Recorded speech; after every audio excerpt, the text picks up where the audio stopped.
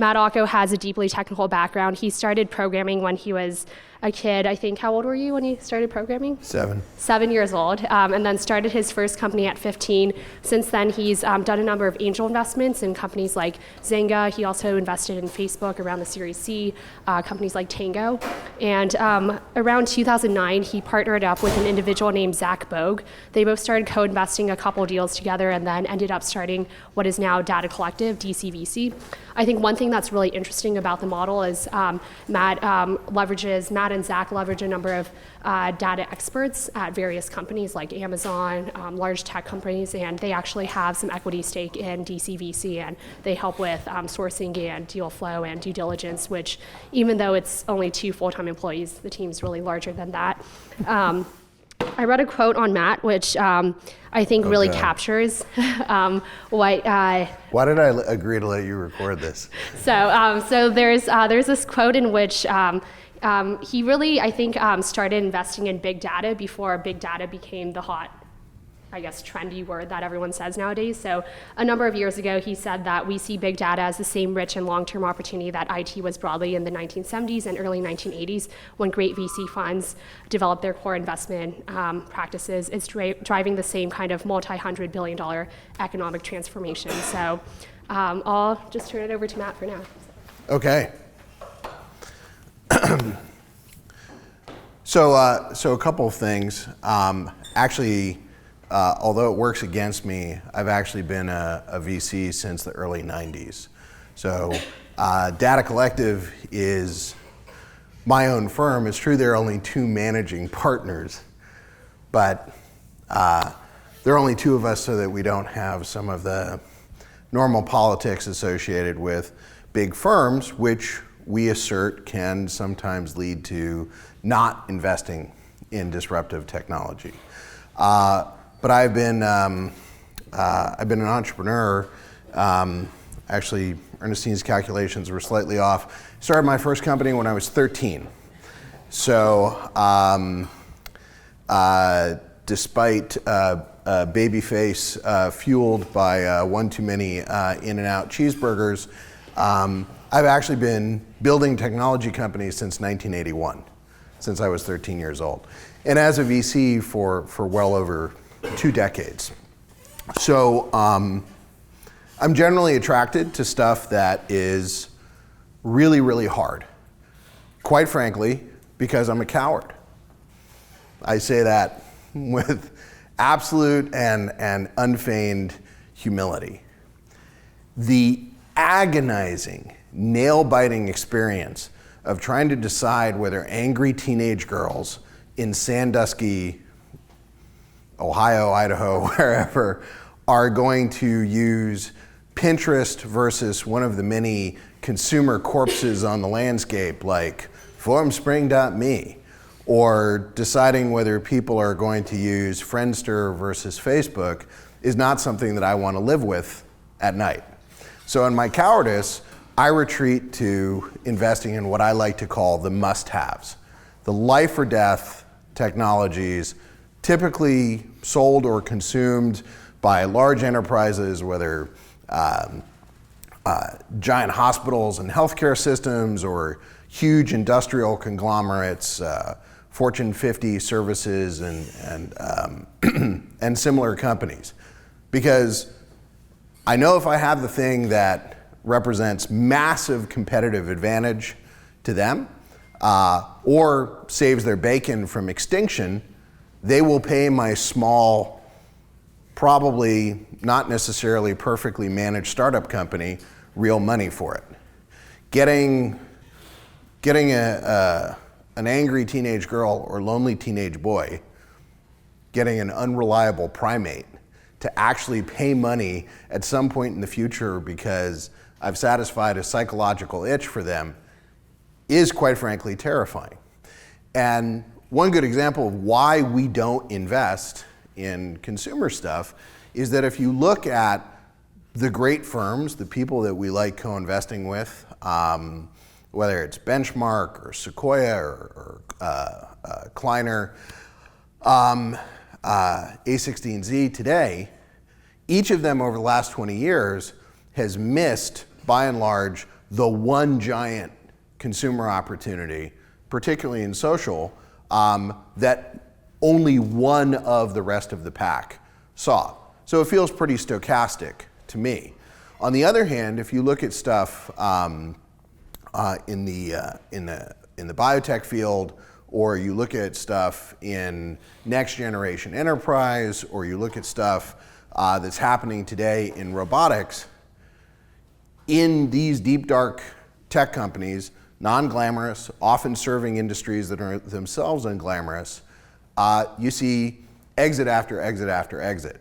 And unlike consumer, where there's, one $19 billion WhatsApp or one $300 billion Facebook, and then a lot of wreckage and tears behind it, at best some very modest also-rans, behind something like STEMcentrix's $10 billion recent exit, there are another 20 $500 million, billion, $3 billion exits waiting to happen.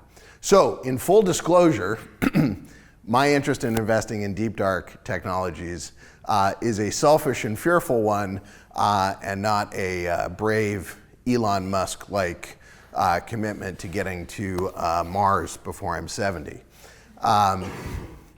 That might be a little bit too harsh, because actually, as Ernestine's introduction has now made irrevocably clear, thanks a lot, I will never be cool again, I am a nerd. I grew up reading comic books and science fiction. I did dream of making the world a better place, and when I wake up in the morning and come home and get to tell my kids that one of our companies saved a father and mother's life, one of our companies made it literally impossible for anybody to get away with genocide ever again. One of our companies made it impossible for somebody like Bernie Madoff to ever commit as large a structural fraud and steal the money of hardworking middle-class people ever again. I guess that's also selfish, because it makes me feel good that I've done something material, as opposed to post my 1 billionth post somewhere. So, what is it like investing in these companies? How do you do it? Well, I had this super fancy chart that in classic VC fashion, I had a whole bunch of minions labor over for a long time. And then also in classic VC fashion, I got caught on a conference call, which is actually relevant to this class, and rushed out without the slide. Both the friend and the enemy of hard technology investing is human nature. And that's really what the slide shows. Humanity has been phenomenally innovative in not just the last 300 years, but in any period where there was relative liberality of the flow of information, an emphasis on education, a fascination with the physical sciences, a cultural curiosity. So there's a huge explosion of innovation across 200 years during the height of the Chinese dynasties. Long distance navigation, reliable ocean-going ships, an appreciable fraction the size of a modern battleship or aircraft carrier, compasses, rockets, incredible gear armatures, the first self-driving carriage, one might argue. I'm not kidding, it's actually a masterwork of innovation. And again, before that in history, in ancient Greece, and here today in the quote-unquote Western world over the last 300 years. But in all these efflorescences of innovation, it turns out there is a cadence, certainly in the last 300 years. How many people here have seen something called the Gartner hype cycle? Okay, 2 people, 3 people, okay. The Gartner hype cycle is kind of a squiggly graph that leaps up, notches a little bit, comes back up, plummets dramatically, and then sort of crawls its way back up the y-axis in a quasi-linear fashion. The Gartner hype cycle is intended to represent how purchasers, mostly in the enterprise, but broadly in society, react to new technology. So the hype cycle is a bunch of fawning Wired articles, followed by early adoption, followed by some level of disillusion, followed by refusing to admit that the stuff really doesn't work and it's agonizingly useless, followed by a long, dark period of retreat from interest in the technology, followed by some of the early adopters and the people they persuaded slowly actually making it a thing, whether in society or in corporations. It turns out that the Gartner folks observed something reasonably fundamental to their credit about how innovation is created and adopted in the world. The steam engine, not hero of Alexandria's steam engine, circa 50 or 100 AD, whenever it was, before the Library of Alexandria was sacked and he was killed.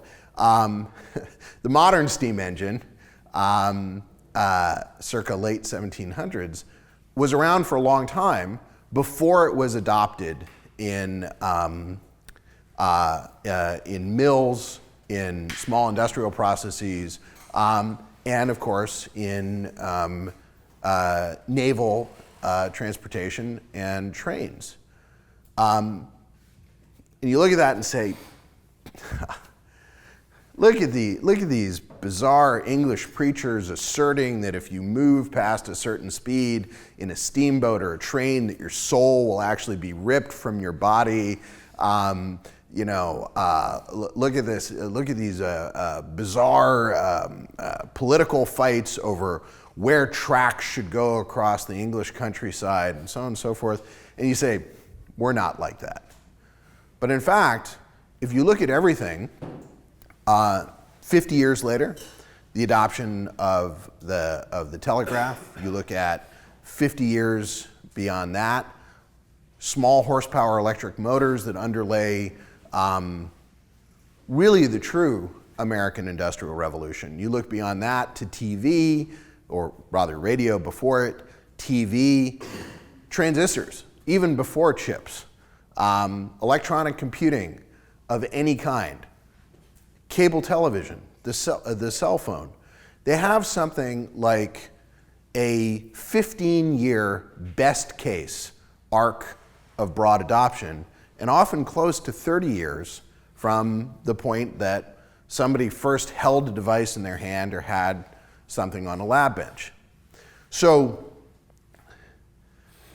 the good news, if you're investing in deep technology, is actually there's a lot of it, and societally, unless and until you have batshit crazy people who push society in a darker direction, one of less sharing, one of less emphasis on physical sciences, one not on reason, which by the way has happened historically a lot, and may happen to us, who knows. But as long as that's not happening, and there's some availability of capital, whether it's from High Ming Dynasty merchant families, or whether from Grecian kings or from venture capitalists, maybe or maybe not courtesy of the Stanford Endowment, innovation flourishes, and hard tech innovation flourishes. People solve incredibly difficult problems, sometimes just for the pleasure of doing so. And it doesn't always necessarily happen in universities or centers of learning. It can happen anywhere.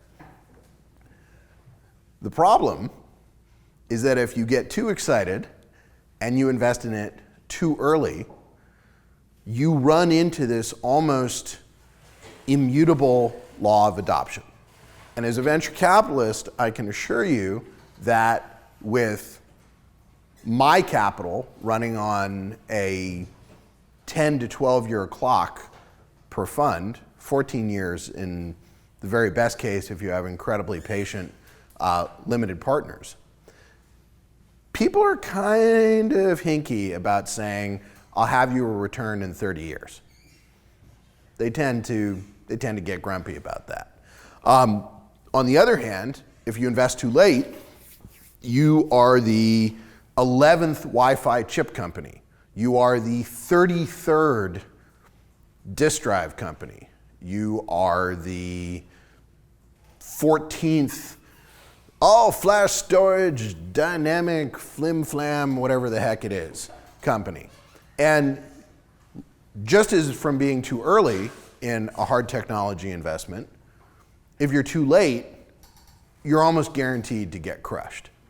So hard technology investing in terms of distribution of outcomes, if you look at linear time for technology adoption, looks like a really fat barbell.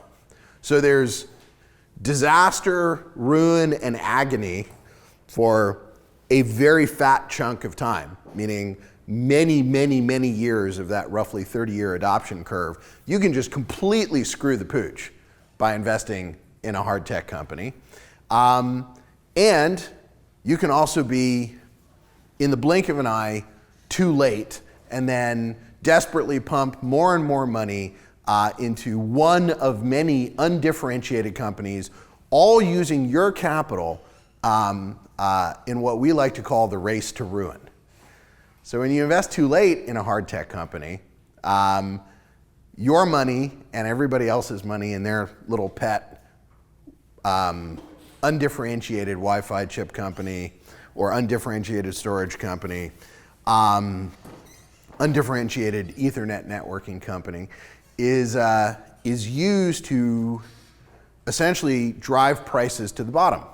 Because there's a finite supply of customers, everybody's desperate, they don't have products that are highly differentiated, so they spend the money on marketing and increasingly large sales forces, not necessarily on innovation, because once you're in that race, the multiple years required for real innovation in hard tech aren't available, and eventually they end up all pricing their products fairly close to zero, and then whether it's an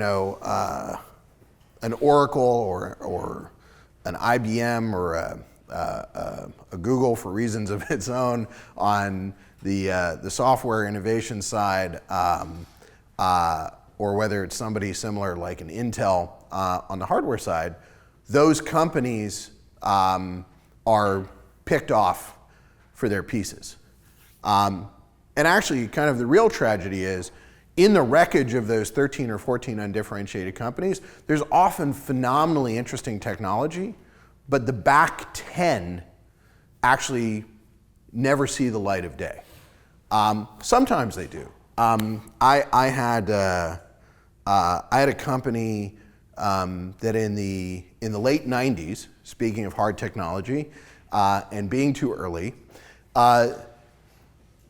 developed and patented what you guys know today as LTE and everything to do with it. And they had a base station, equivalent of cellular base station, a little smaller than that projector stand there, that did close to a gigabit of bandwidth in a base station that cost about $20,000 compared to $200,000 for the time, doing about 10 megabits. They had a crushing advantage. And they could demonstrate in the hilly, not very radio-friendly environs of Seattle that they could drive a van with their test rig up and down through the hills of Seattle and have multiple 40 megabit streams of data to their test rig. So one reason why I run the show with one other person that I trust and like is my partners in a larger firm killed the deal, claiming that no one would ever need that kind of bandwidth, and it was stupid.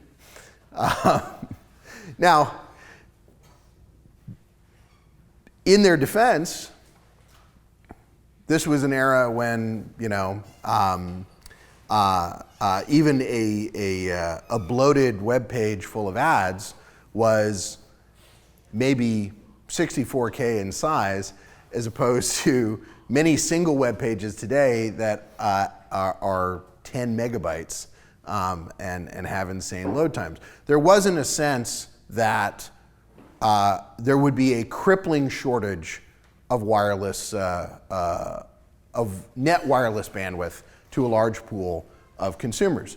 You had to be kind of out on the edge to believe in that. So my partners got in a slap fight with Paul Allen. Generally, when you get in a slap fight with someone whose yacht budget exceeds the entire size of your fund, you will lose.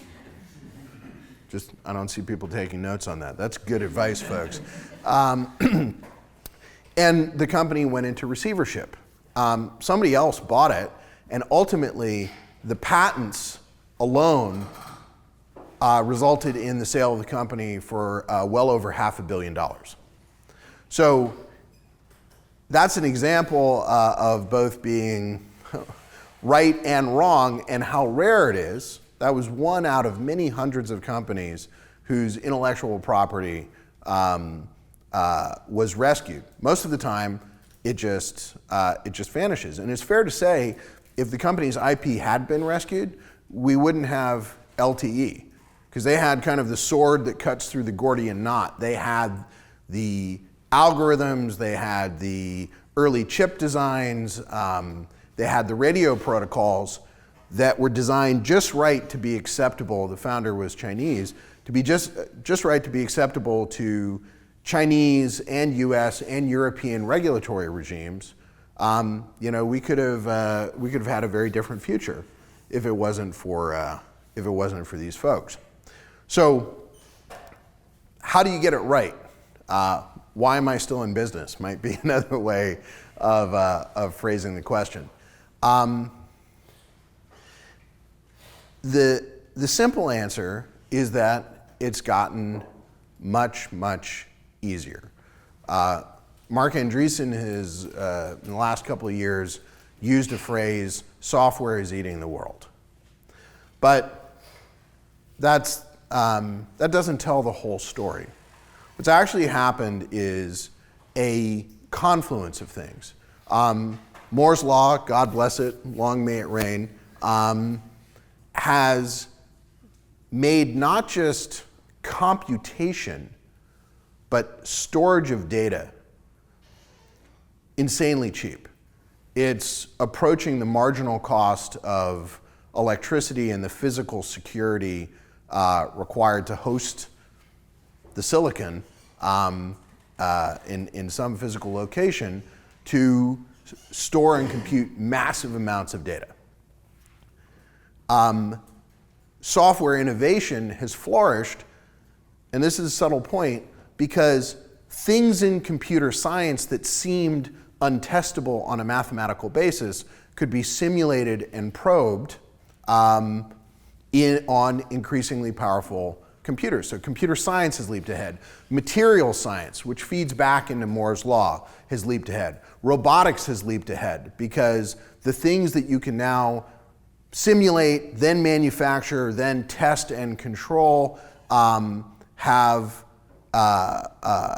have a reduced degree of complexity, because I can throw processing, I can throw sensing, and I can throw historical data at almost any problem, even in situ, even in a physical location. So it's not just software eating the world, it's software eating glassware. We have a company that on its first $2 million in seed money has 5 cancer drugs going into human trials. Now the typical cost to go after a cancer drug and actually get it to the point where it shows some real clinical evidence of helping people is in the many hundreds of millions of dollars. And if you look at StemCentric, which is a great company, really innovative folks, and we're happy for our colleagues at Founders Fund with their big win. Stemcentrx has one drug in pipeline and maybe one more following behind it, and they've, to their credit, they've boasted about having a real pipeline on only $100 million. But that's a mark of how fast change is occurring. Stemcentrx is just a handful of years older than our investment, and it cost them $100 million versus $500 million or $1 billion to produce a real outcome. Our company did it on $2 million. And by the way, they're doing that every 4 months. So as of the end of June, they'll have another 5 drugs for different diseases ready for trial. Oh, and by the way, the drugs are provably, before they go into trial, non-toxic to human beings. Non-toxic to skin, liver, kidney, brain, you name it. So that's a computational and data advantage, not necessarily a biotech advantage. It's cheating, if you will. So deep tech investing has become easier because as long as you are not attacking something like nuclear fusion, and I'll get to that in a second, where you are literally fighting the laws of physics and you have to perform experiments that literally require a certain amount of linear time. So your journey might take you 5 years, it might take you 50 years. As long as you're not tackling stuff like that, this massive computational and data advantage that we all take for granted, lots and lots of, BS articles have been written about it, your friends have taken data science classes, yada, yada, yada, is profoundly real and a profound economic advantage if you know how to use it right. And we do. So the companies that we have looked for and invested in over roughly the last 7 years are ones that use this insane amount of compute, this easy and inexpensive aggregation of data to cheat, to substitute for massive amounts of OpEx, massive amounts of CapEx, massive amounts of linear time with simulation, with algorithm, with analytics, with approximation. And if we don't see a company able to do that, if we don't see that ability to cheat, to peer through the cards laying on the Texas Hold'em table, if you will, we don't invest in that company. Now, that seems like it would be constricting, but it's not. Matt, can you briefly talk about how you source companies with these qualities, especially with the best deals in Silicon Valley being so competitive? Well, see, that's the thing. The best deals in Silicon Valley are not necessarily competitive. They're not. Our portfolio, or one of our portfolios, which is about 4 years old, will do something on the order of $1.5 billion to $2 billion in contracted GAAP revenue this calendar year. That's not wishful thinking, that's based on contracts. Think about that. That's an assortment, 10, 15 companies, all doing 20 into hundreds of millions of dollars of revenue, startup companies. It's easy to invest in them and highly competitive when they have 10 or $20 million, or when they've hired the 8 glamorous Stanford faculty with long tenures of success and 3 IPOs during sabbatical under their belt. But when it's tiny and insanely scary, it's not competitive. There are only 5 or 6 venture firms that quote unquote compete with us for deal flow.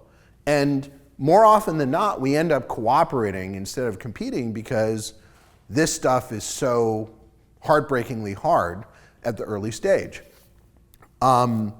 At later stages, yes, absolutely competitive, but we are an early stage investor. We invest at the seed or at the latest in the A, and those terms have become somewhat fluffy. So you could say a seed is at least a couple of people off the lab bench with some credible claim that their technology is commercializable and some market that we believe, some large market that we believe can be addressed. And you could think of a Series A as the company having survived to prove out those things, having gained some customers, some commercial credibility, and then needing more money to continue to drive its growth. So we invest primarily at those stages. And it's hard, and on a statistical basis, it's easy to screw up. Now, our secret edge, both in sourcing and in diligence, in not making mistakes, in not investing in year 1 of a 30-year journey, or year 29 of a 30-year journey, comes from what we like to call our equity partners. These are people like world-class Stanford faculty with those 3 IPOs under their belt, or people from Berkeley. The head of all data analytics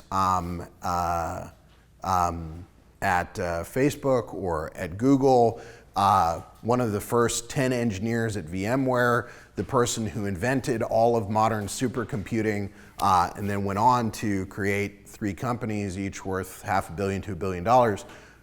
Those people all have a direct stake in our venture firm. There are 50 of them. And so in addition to showing us amazing stuff that even we, the founders, and by the way, there are about 10 people in the firm, it's not just 2 of us, other than the founders and other partners networks, these people are inundating us with amazing stuff, but also they're capable in small groups of applying a level of diligence and a level of insight and a level of experience when combined with ours that vets that huge amount of deal flow to make sure we're not in year 1 or year 29, and also to make sure that we're not doing a Theranos. No offense to Ms. Holmes, who I know is kind of a sort of quasi-alumni, but one of the other issues about investing in hard tech is because much of the evidence for a really world-changing company in terms of performance, in terms of commercialization, in terms of regulatory viability, may be yet to come, you as an investor have to be prepared to take some risk. But if you take too much risk, if you believe the fairy tale, you are either deceived by an entrepreneur's active malice, meaning they really have a Potemkin village. They have, paper mache and false promises, or you can be deceived by something much more common, and I would say much more dangerous because it's harder to tell, which is the entrepreneur's own legitimate messianic belief that their stuff is going to work. How many people here have built a company? Okay. How many people here are building a company as soon as Ernestine funds them? Okay. Look, Chris Sacca, the great investor in Uber and in Twitter, the seeds in both, has said that you have to be mentally unbalanced to be an entrepreneur. To be an entrepreneur, you have to some degree, lie to yourself. You have to wake up in the pit of despair with running out of money, surly employees, people quitting, competitors who seem to be able to read your mind and anticipate your moves. I mean, it's like being in a prison riot where you're the only one being shivved by 50 people simultaneously. It is a profoundly unpleasant, dark, grim, unhappy experience, 99% of the time. And so to deal with that as a human being, you have to have brain chemistry that keeps you from basically hanging yourself in the face of all of those external pressures and your own unrelenting desire to win. But if you deal with people who are that confident, almost sociopathically confident in their chance of success, you can be buoyed along on the tide of their enthusiasm. Go, oh yeah, we're gonna have fusion in 5 years, no problem. And then when your limited partners come to you and go, yeah, you know that, let's see, you guys generally have about $200 million funds at a time. You know that $150 million you burned down on that fusion company? Yeah, you're out of business. So, I mean, unless you are Mark Andreessen, and you basically decide you don't like your investors and you're gonna write yourself $200 million checks every 5 years to invest, you are dependent as a venture capitalist on the goodwill and good faith of your limited partners, your investors in your venture capital enterprise. And if they see a pattern of gullibility, especially if you are a hard tech investor, you're done. So these equity partners, which is a very unusual model, no other firm has it. I mean, can you imagine John Doerr or Mike Moritz giving up a third to a half of their economic upside to do this? No, you'd have to have a new firm to do it, which is one of the reasons why my partner Zach and I started this 7 years ago in this fashion. So anyway, that's sourcing. It's also why we have a diligence advantage, but it's also why it's not that competitive doing hard tech at the early stages. By way of example, we have a company that is now applying its technology to corn growing in greenhouses. It's a computational biology approach to certain agricultural problems. The company had published, the founders of the company had published their research. There were lots and lots of social connections from the founders to other highly credible investors.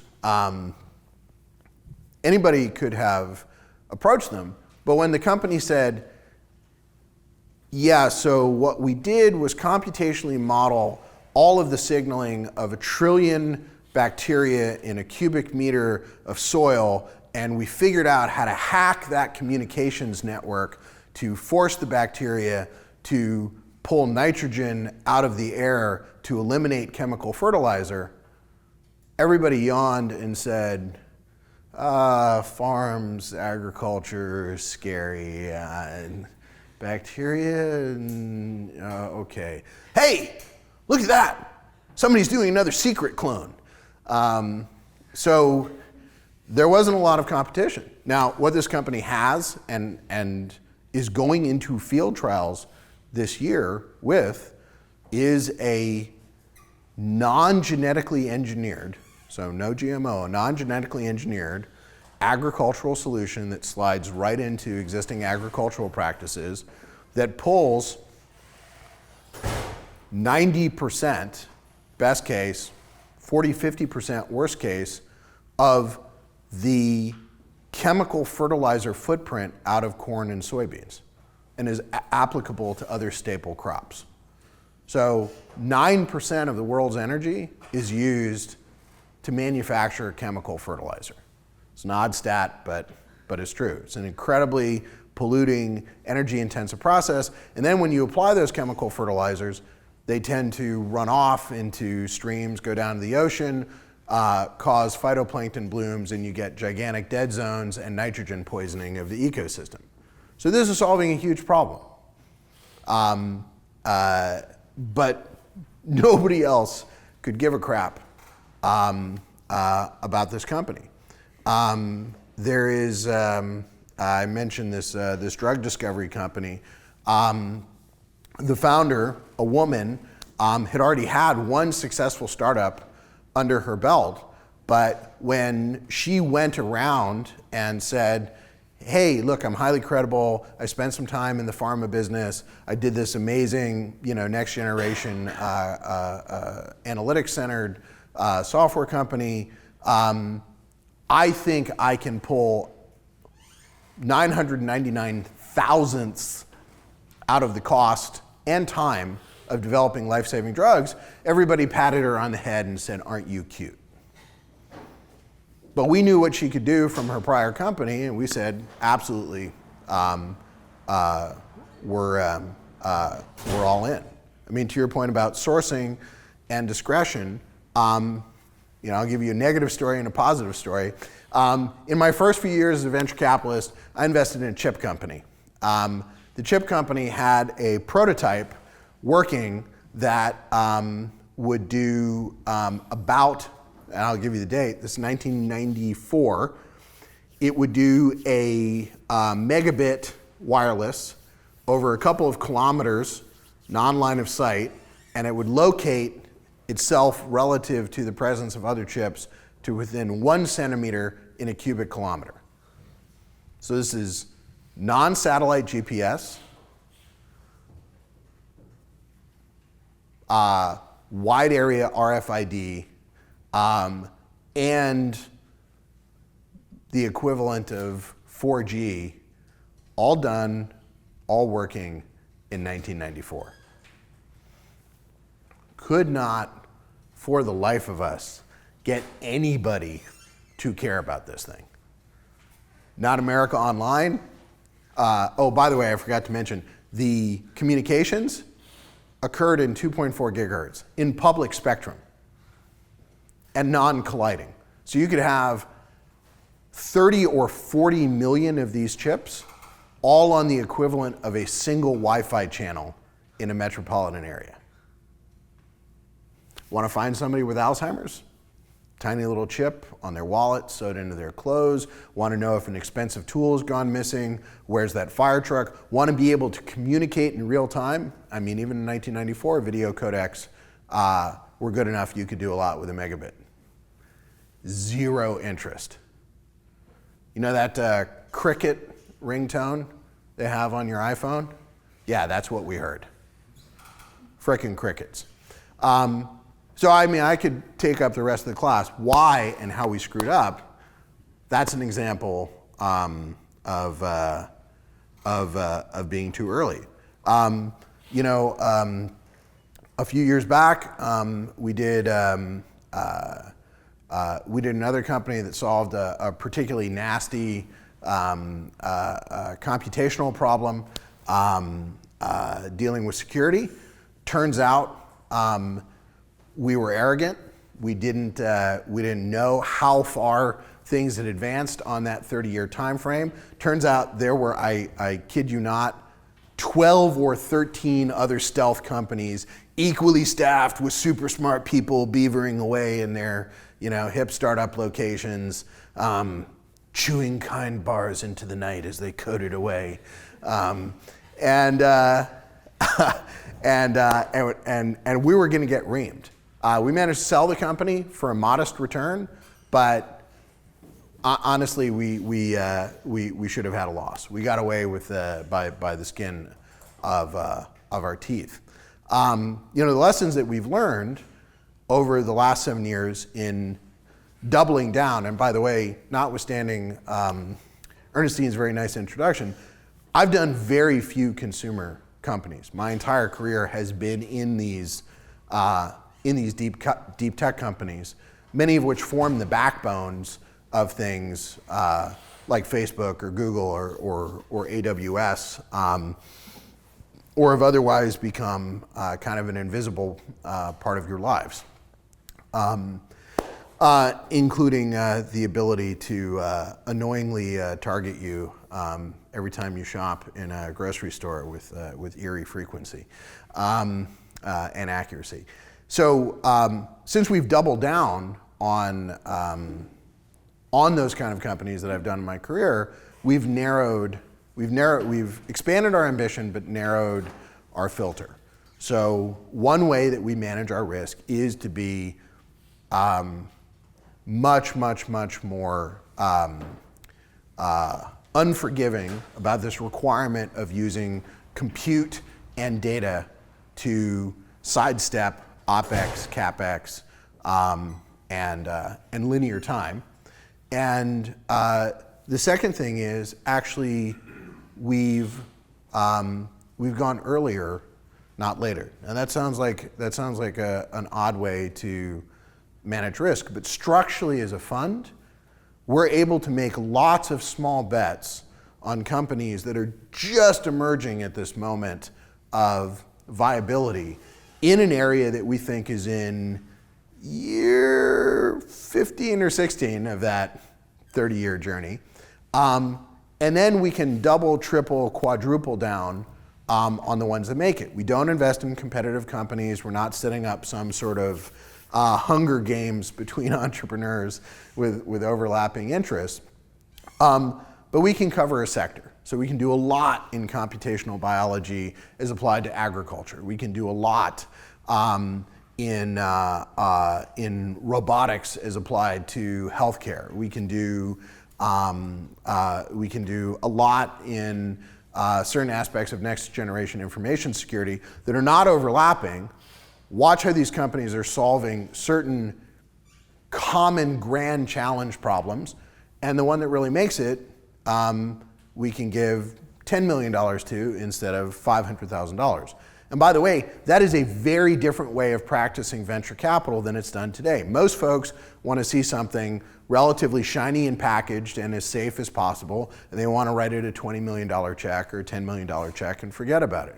It's a great business model if you are a firm that sees stuff that is relatively bulletproof when it crosses your door.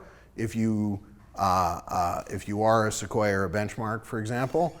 But it's not such a great model if you're not one of those guys, which is why there's this crazy distribution of venture returns between top firms and the ones that follow them.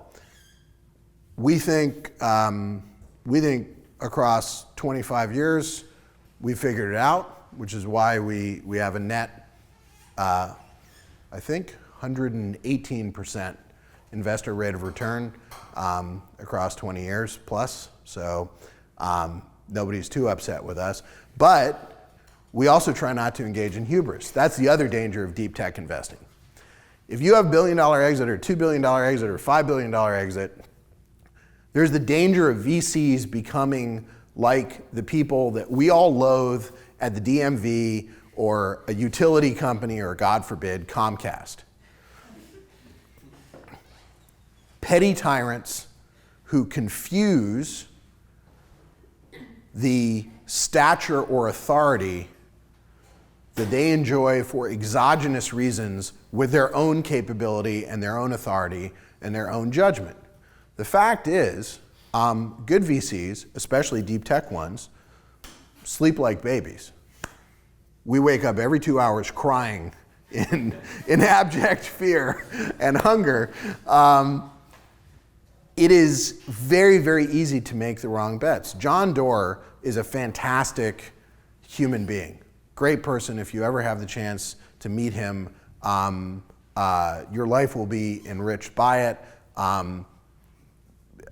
Insanely passionate about his companies, the people in his firm, the people that he backs, the community in general, and of course his franchise at Kleiner Perkins.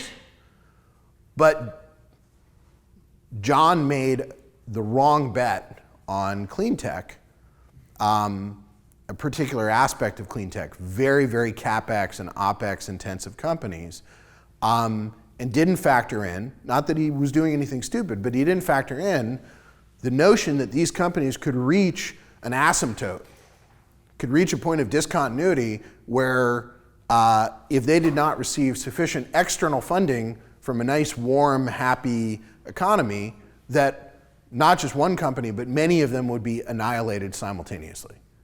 And 2008 happened, and a lot of these companies, many of which were founded for real markets with good tech for good reasons, were annihilated. That can happen to any of us trying to push the envelope on the future. So a certain degree of humility and I mean, that in itself sounds arrogant. Basically making fun of ourselves as much as possible, listening to as many diverse voices, both lowercase d and capital D, and not breathing our own helium, if you will, is incredibly important. And I guess I will, I know Ernestine wanted time for a few questions, so I will tie a bow around this by saying, I kept joking about nuclear fusion being this crazy BS nonsensical thing for VCs to invest in. Some of our friends actually have been invested in nuclear fusion companies for a while now that I hope work, but right now seem expensive and difficult. We had one company, we're very small investors, but it's continuing to surprise us. We have one company that is on its way to 2017 approval for an SUV-sized thorium fission reactor that puts out 50 megawatts. It's the first new fission reactor that's likely to get approved in a long, long time. Intrinsically safe, it will change the lives of a lot of remote communities. It will make the necessary amount of resource extraction that occurs on the planet dramatically cleaner. And I'm actually getting kind of excited about it. So in the middle of chatting about these guys, a submission from a friend of a friend crosses my desk, and it's a proposal for a fusion reactor. And in fact, it meets our test. So these folks have applied massive amounts of compute that was not available even 2 or 3 years ago, let alone 10 years ago, and massive amounts of performance data. In fact, the performance data of every fusion reactor or fusion-like device ever built on the planet, shy of thermonuclear weapons, which they couldn't get the data for. They have a proposal to demonstrate break-even fusion, meaning as much energy comes out as goes in, which once you get there, it's not that hard to actually build a real fusion reactor, on less than $6 million.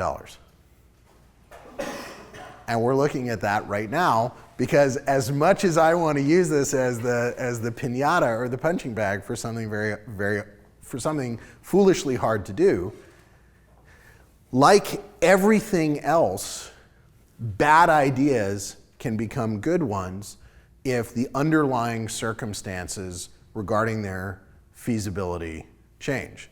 Now, I left my phone on the table, but I'd like to remind everybody here that I grew up in a world where answering machines cost, $1980 dollar adjusted to today, probably $1,200.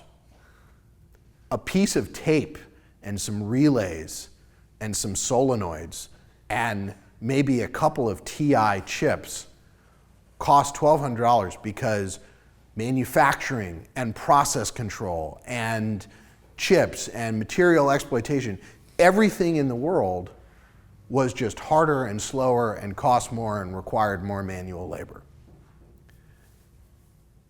I carry a supercomputer, more than a supercomputer. I carry the entire computing capacity of the planet circa 1980 in my pocket with a screen at a resolution that was considered physically impossible, displaying images that were the realm of the most fervid science fiction fantasy in terms of image quality on a screen that's wireless at my command.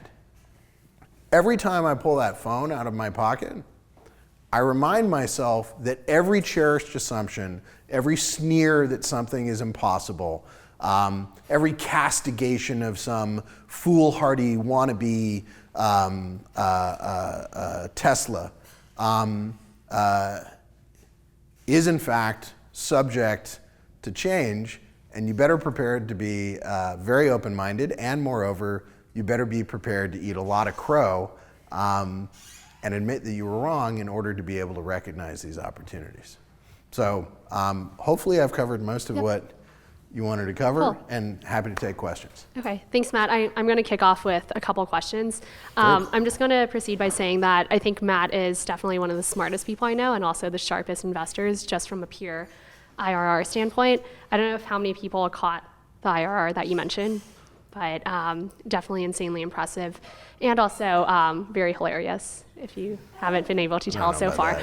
So in terms of, I know that there is at least one or two people in the class who are in the process of raising a VC fund right now. Can you talk a little bit about who your LPs are and the process between raising a fund and just general LP-GP dynamics? How many people have seen Pulp Fiction? Oh, that's good. Okay. Hey, I still have one cultural reference that works. So generally, LP-GP dynamics are like the scene in Pulp Fiction when Ving Rhames recovers his freedom of movement in the underground torture dungeon and says, I'm going to get some hard-hitting fellows from Compton with some pipe fitters and blow torches to work you over. LPs are insanely selective.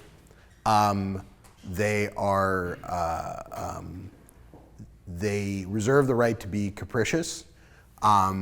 They are very, very difficult to keep happy, and even the ones that say that they have 40 or 50 or 100-year return horizons, like some of these gigantic European and kind of Rockefeller-like American family offices, do not in fact have 40-year investment horizons or 50 or 100.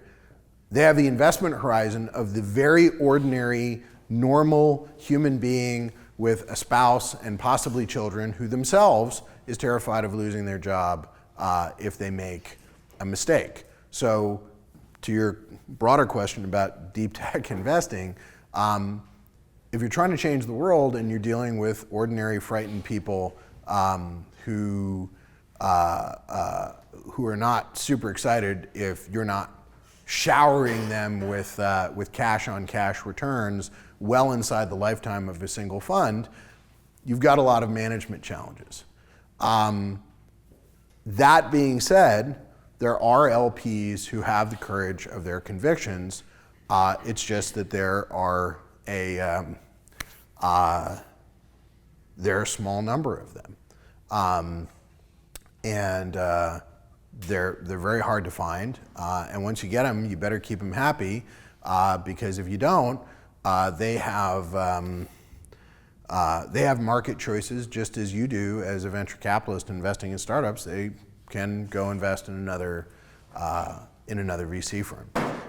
We're incredibly fortunate with our set of LPs. About 85 to 90% have been consistent across all of our funds. It's hard to do, but we're grateful for it. But the process of raising a fund is unless again you are a 25, 30-year-old indisputably golden franchise, raising funds is tough. That's true for us. It's true for all of our friends, and it's annoying. I mean, we just closed on roughly $300 million in new capital for our fifth and sixth funds simultaneously, one early and one to do the follow-on process that I described. It took us 75 days, which is pretty fast. Insanely fast. Even for existing funds, but there were a few people, you want to rotate your LP base a little bit. It's always good to have some new blood. There were some people that we wanted in the fund, and they said no to us. I mean, you have to get used to rejection. It was frustrating because they kind of patted us on the head and said, well, the last fund is still a little young and we haven't seen, enough returns or enough external events. And we said, but just because we haven't marked up this company that's doing $350 million in revenue and it's only 3 years old, and honest, gee shucks, don't you kind of think it might be worth some money someday? Pshaw. If it hasn't been marked up by another VC, it's worthless. Wow, okay. That's up. But you hear stuff like that from LPs.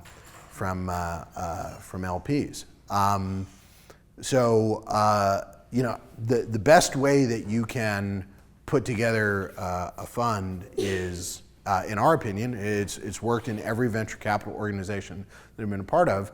You have to find one person of significant, not dollar size, but reputational stature in the LP community, and you got to get a real check. If you're trying to raise a $50 million one-person fund, you need $7 to $10 million from somebody that's highly thought of as your anchor, as it's called, and that will help catalyze, like a snowflake nucleating around a piece of dust. That'll help catalyze and nucleate the rest of your fundraising. It is even that being said, the strongest thing that you can do to raise a fund is to tell people that you're already closed. So some of the people who tilted back their heads and sniffed imperiously at our humble requests for investment changed their tune when they realized that we had written commitments for approximately 3 times the entire size of our fund, and that we were going to cheerfully cut them out. That's I'm being a little cynical, but having demand, at a minimum, having a sense of momentum, just as startups like to do to VCs, is the best way that you can make sure that you actually close a fund. Go ahead. Just given that the equity partners are such a different part of your model, can you just say a little bit more about the mechanics of your relationship with them? Sounds like carry, but are they also co-investors or? Some of the ones who are themselves billionaires have put money into the fund because they believe in the mission, and I don't know, when you're worth $1, $2, $3 billion, you can throw money at something that you find personally enjoyable and not really worry about it. So I hope they're investing in us because they want a giant return, but the most we're going to do is pay for their Cuban cigar budget, even with a crazy venture return. We ask everybody for a modest GP commitment to the fund because they're actually getting carry. But other than that, it's a pretty light touch. The carry vests, but it does invest over 14 years, like some funds, because we think that's insulting to people used to a 4-year startup vesting cycle. And we had a pretty innovative legal model. It was actually incredibly hard to do. It took a couple of years in advance to give them direct carry in the fund, which was important to them emotionally, as opposed to sort of some sort of disdainful check at the end of a fund's lifetime. Most venture funds have nothing like our equity partner model, but what they have is something called venture partners EIRs, and the stack of paperwork traditionally to sign up to be a venture partner in EIR is literally binder size. So most people just sort of sign it and assume that they're never actually going to see any money. Some people end up spending 50 or 100 grand. The wealthier ones spend 50 or 100 grand to parse through it, but it's a very painful and cumbersome process, and it reeks of rigidity and distrust. And it's not our colleagues' fault up and down Sandhill. There's just certain processes accrete in communities over time, and it's pretty painful to, if you have existing legal and operational infrastructure, to tear those up. We, again, started with a fresh fund 7 years back because we wanted to avoid that, and we knew that something that seemed clean and simple and modern and mutually respectful was an essential part of getting the equity partners to sign up. Did I answer your question? Thank you. So big data and emerging technologies can have an amazing social good, but there can also be unintended consequences related to privacy, et cetera. So I was wondering, is there any kind of ethical framework that you and your equity partners consider when making investment decisions? I am so glad you asked. So we actually have an ethical ombudsman, Mr. Montgomery Burns. He advises us on. I'm yanking your chain. We do not have a guy from The Simpsons going, excellent. Although I honestly resent. I went to Yale, so I resent all the Yale jokes they make on The Simpsons. The ethical framework is pretty simple. My partner Zach did a pretty rigorous, I would say non-fluffy degree in environmental sciences at Harvard. So he did the majority of a full degree in bio and the majority of a full degree in chemistry and economics. I mean, he did the equivalent of kind of 5 or 6 degrees in parallel just to get one certificate. But he's very committed to what I would call a non-exploitative approach to modern capitalism. It's the notion that that it's not a zero-sum game, and that you don't have to do things that make you look like the locust-like world-devouring aliens from Independence Day or any number of the last 20 sci-fi movies, or the Koch brothers, and so we don't invest in stuff that just nakedly contributes to a bigger and we believe more lethal CO2 footprint. So we've had lots of companies show up and go, hey, I've got artificial intelligence to quadruple the rate of extraction of tar sands oil. And while we're doing that, we're probably going to bulldoze a few native communities, poison a river or two, and I think our software can probably net increase the footprint of evil worldwide. and we pass on those folks. We won't do stuff. We won't do stuff in armaments. We both for our own preference and for our LPs' preference. We don't invest in stuff that involves pornography or the degradation or denigration of a specific group. So, for example, as much as there's interesting stuff on Reddit, I also think it's a cesspool of violence and hate and malice, huge chunks of which, or rather huge chunks of the company's revenue are up until very recently were derived from coddling hate groups who said stuff routinely that if you said on the street would either get you punched or shot by decent thinking folk.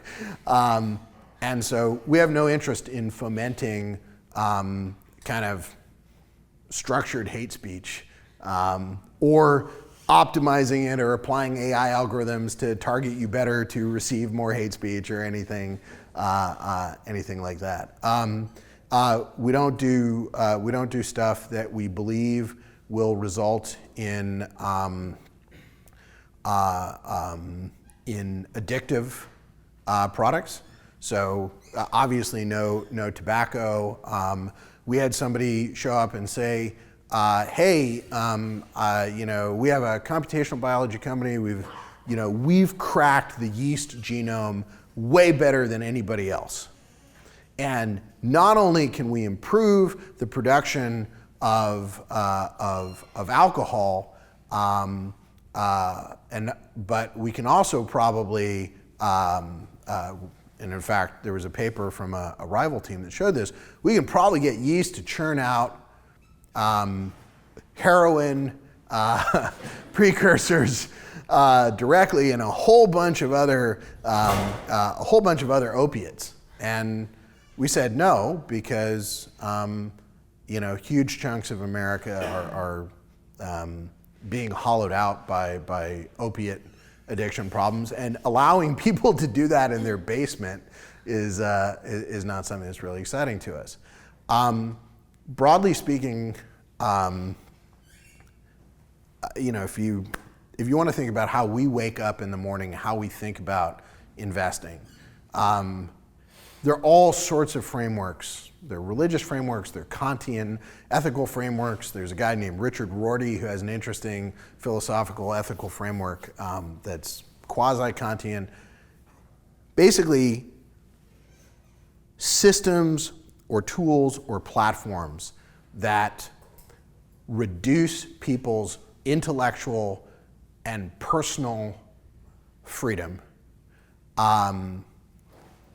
and that accrete power in the hands of those who derive pleasure from the reduction of that freedom or from causing pain to others is not something we ever want to be a part of. We're, in the spectrum of Kirk and Picard in Star Trek, we're somewhere on the do no harm, make more stuff cheaper for more people, more reliably, with fewer toxic byproducts. So on that note, we're actually out of time, but yeah, thank you.